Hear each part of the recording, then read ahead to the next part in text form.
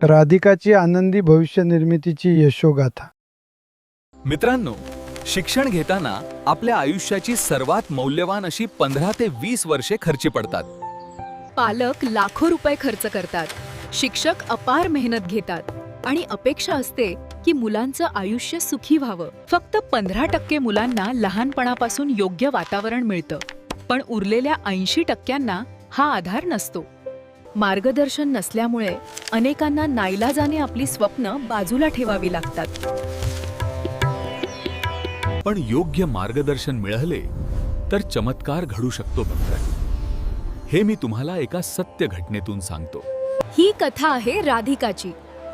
राधिका 11वीत शिकणारी तुमच्यासारखीच एक सामान्य मुलगी. आजूबाजूला शिक्षण असूनही संघर्ष करणारी तरुणाई पाहून राधिकेच्या मनात स्वतःच्या भविष्याबद्दल प्रश्न निर्माण झाले. मीही अशीच हरवून जाईन का, की माझ्यासाठी काही वेगळा मार्ग आहे? तेव्हाच तिने ठरवलं, मला योग्य करिअर मार्गदर्शन हवं आहे. तिच्या हातात आलेलं एक पुस्तक तिच्या आयुष्यात प्रकाश घेऊन आलं. तिचे काका श्री सतीश फिरके सरांनी दिलेल्या वे टू ब्राईट फ्युचर या पुस्तकाचा पहिला व्हॉल्यूम तिने 100 पेक्षा अधिक वेळा वाचला. अखेरीस तिला उमगलं, ड्रॉइंग आणि फॅशन टेक्नॉलॉजी हाच तिच्यासाठी योग्य मार्ग आहे. पुस्तकापुरते न थांबता तिने इंटरनेटवरून हजारो पाने वाचून अभ्यास केला. स्पर्धा होती, खर्चाची भीती होती, तरीही राधिकाने हार मानली नाही. आणि मित्रांनो, इथेच चमत्कार घडला. राधिकाला NIFT शिलाँग येथे फेलोशिप आणि स्कॉलरशिपसह प्रवेश मिळाला. आज राधिका स्वतःच्या पायावर उभी आहे, आत्मनिर्भर आहे आणि स्वतःचं उज्ज्वल भविष्य घडवत आहे. राधिकासारखा चमत्कार तुमच्याही आयुष्यात घडू शकतो. ही आमची जबाबदारी आहे. दुष्काळी कळवणची गावाच्या हरित क्रांतीची यशोगाथा. मुलांनो, अल्लाउद्दीनच्या जादूच्या दिव्यासारखाच एक दिवा तुमच्या प्रत्येकाच्या हृदयात आहे. माझे काम एवढंच आहे की त्या दिव्यावरची धूळ झटकून ज्ञान, माहितीचे तेल व मार्गदर्शनाची वात लावून तो दिवा तुमच्या हातून प्रज्वलित करून देणे.